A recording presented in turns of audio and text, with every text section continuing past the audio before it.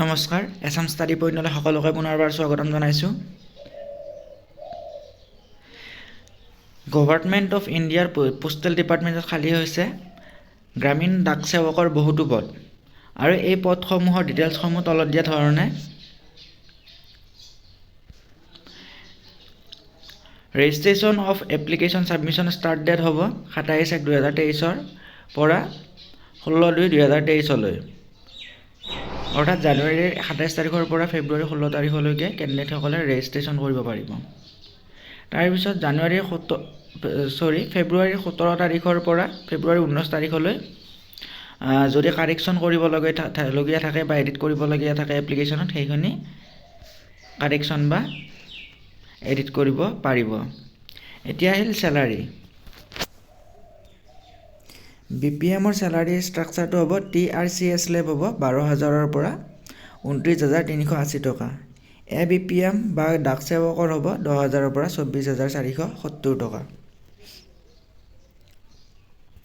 ইয়াতে এটা নোট উল্লেখ কৰিছে চেলাৰীৰ সম্পৰ্কীয় GDS R holder of A civil post but they R outside of the regular civil services.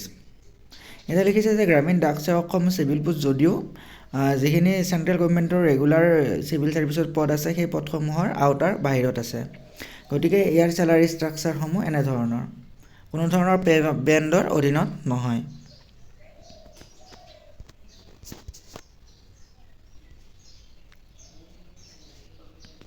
এতিয়া আহিল জব প্ৰফাইল। জব প্ৰফাইল কোনে কি কৰিব লাগিব? BPM বা ব্ৰাঞ্চ পোষ্ট মাষ্টাৰৰ কাম হ'ব ব্ৰাঞ্চ পোষ্ট অফিচৰ ডে টু ডেৰ যিটো অপাৰেশ্যন সেই কৰা আৰু ইণ্ডিয়া পোষ্ট পে'মেণ্ট বেংক IPPBৰ যিখিনি কাম থাকে ডিপাৰ্টমেণ্টে যি কৰিব দিয়ে সেইখিনি সময়ে সময়ে কৰা। তাৰপিছত থাকিব মাৰ্কেটিং আৰু প্ৰমোশ্যন কৰা প্ৰডাক্টৰ।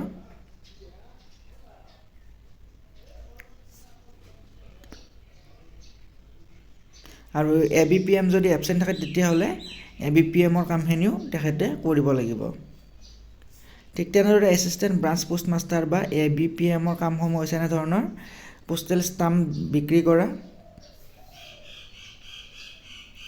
মেইলসমূহ ডেলিভাৰী কৰা, পে'মেণ্ট আদিসমূহ ডেপজিট কৰা IPPBৰ। ঠিক তেনেদৰে বাকী এইখিনি একেই আছে BPMৰ লগত।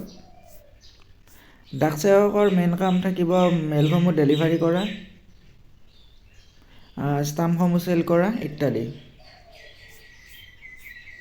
এতিয়া আহিল এলিজিবিলিটি ক্ৰাইটেৰিয়া। এলিজিবিলিটি হ'ব মিনিমাম এজ 18 ইয়াৰ্ছ আৰু মেক্সিমাম হ'ব 40 ইয়াৰ্ছ। SC, ST, OBC, EWSৰ কাৰণে নাই কোনো ৰিলেক্সেশ্যন। SC, STৰ কাৰণে 5 বছৰ থাকিব, OBC কাৰণে 3 বছৰ, PWDৰ কাৰণে 10 বছৰ থাকিব, PWD প্লাছ OBC হ'লে 13 বছৰ থাকিব, PWD প্লাছ SC, ST হ'লে 15 বছৰলৈকে এজ ৰিলেক্সেশ্যন থাকিব। এডুকেশ্যনেল কোৱালিফিকেশ্যন হ'ব মেট্ৰিক পাছ হ'ব লাগিব আৰু মেথমেটিক্স আৰু ইংৰাজীত পাছ কৰিব লাগিব এজ এ কম্পালচৰি ছাবজেক্ট। আৰু কেণ্ডিডেটজনে লোকেল লেংগুৱেজত ষ্টাডি কৰিব লাগিব ছেকেণ্ডাৰী লেভেলত। অন্যান্য কোৱালিফিকেশ্যন দিয়া আছে কম্পিউটাৰ নলেজ থাকিব লাগিব, চাইকেল চলাব পাৰিব লাগিব আৰু এডুকেট মিনছ অফ লাইভলিহুড থাকিব লাগিব।